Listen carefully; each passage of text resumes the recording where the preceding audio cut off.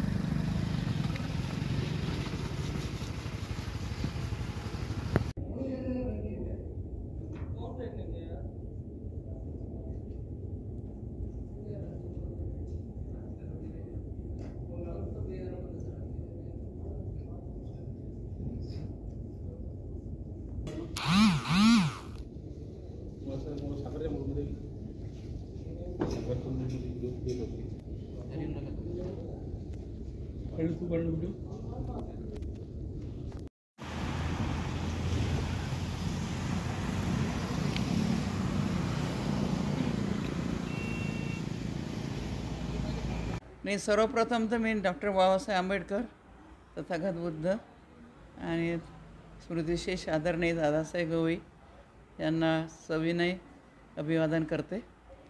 आणि त्याचबरोबर हे स्मारक निर्माण करण्यामध्ये ज्यांनी पाऊल उचललं त्या शासनाचे मी सर्वप्रथम आभार मानते. दादासाहेबांचं जीवन हे लहानपणापासूनच बाबासाहेब त्यांच्यामध्ये शिरले होते आणि बाबासाहेबांचे संस्कार शिकवण ही त्यांनी आपल्या आयुष्यभर त्याप्रमाणे दादासाहेब वागले. अगदी लहानपणापासूनच सामाजिक कार्यामध्ये गाडगेबाबांच्या सोबत ते काम करत होते आणि लहानपणापासून गाडगेबाबांच्या तालमीत राहून बाबासाहेबांच्या वैचारिक धोरणानुसार समाजसेवा करत होते.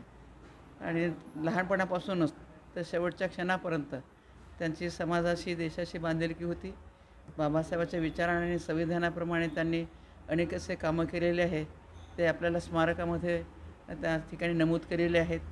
तर त्यांनी केलेल्या कार्याचा नवीन पिढीला बऱ्याचशा गोष्टी माहिती नाही आहेत. जे जुने लोक आहेत तर त्यांना साहेबांच्या कार्याची माहिती आहे आणि अजूनही म्हणजे जुने जे लोक आहेत ते त्यांची चळवळ म्हणजे चालूच आहे. तर दादासाहेबांनी जे आपल्या आयुष्यभर कार्य केलं तर ते नवीन पिढीला ज्ञात असावं ह्या दृष्टिकोनातून शासनाने हे स्मारकाचं उपक्रम हाती घेतला आणि तो पूर्ण केला. त्याबद्दल पुनश्च आभार मानते. आणि नवीन पिढीला दादासाहेब काय होते, त्यांनी काय केलं, कशी चळवळ उभारली, कशा खस्ता खावं लागल्यात, त्यांचं म्हणजे जीवन किती खडतर होतं आणि प्रत्येक क्षण आणि क्षण हा म्हणजे मी स्वतः जवळून पाहिलेला आहे. किती खडतर आयुष्य त्यांनी भोगलेलं आहे आणि त्यानंतर त्यांनी समाजासाठी काय केलं तर ह्याची थोडीफार का होईना कल्पना ह्या स्मारकामुळे नवीन पिढींना दिला जाणार आहे. आणि नवीन पिढीला त्यापासून त्यांनी जे कोणी प्रेरणा घेतील ते त्यापासून प्रेरणासुद्धा घेऊ शकतील. असं तर आपण म्हणजे मुलं चांगली निघावी हे प्रत्येकच आईवडिलाला वाटते.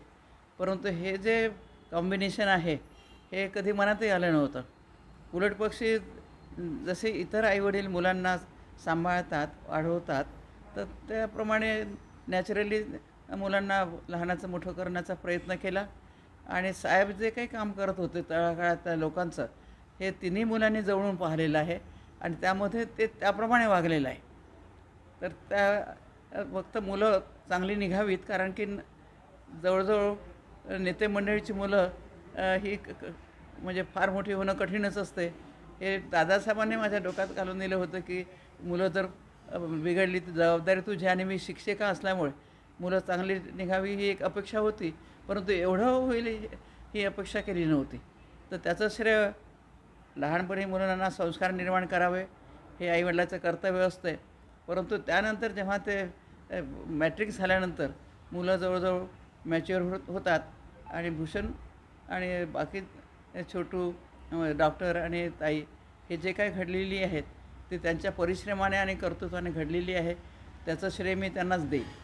आणि भूषणने तर अतिशय म्हणजे खरं तर परिश्रमातून तो इथपर्यंत पोहोचलेला आहे. कारण की तो जास्त साहेबांच्या सोबत राहिला मग त्यामुळे साहेबांच्या सोबत येणार जाणार आणि साहेब जेव्हा MLA हॉस्टेलमध्ये राहायचे आणि मुंबईला जेवायला मिळते परंतु राहायला मिळत नाही, त्यामुळे साहेबांच्या ज्या 2 खोल्या होत्या त्या 2 खोल्यामध्ये सगळे कार्यकर्ते मंडळी राहायचे आणि भूषण एक चादर वगैरे घेऊन वरांड्यामध्ये झोपायचा आणि अशा याच्यामध्ये त्याने अभ्यास केला. त्यानंतर त्याला जे जे काही पोस्ट मिळत गेले आहे त्या पोस्टला त्याने न्यायच दिलेला आहे आणि त्या न्यायामुळे आणि खरं तर परिश्रम करून अभ्यास करून तो ह्या ठिकाणी पोहोचलेला आहे. तो हे सर्व श्रेय दादासाहेबांच्या तालमीत राहून त्याने प्राप्त केलं आणि अभ्यासामुळे त्याला दुजोरा मिळाला, त्याचं श्रेय मी त्यालाच देईल.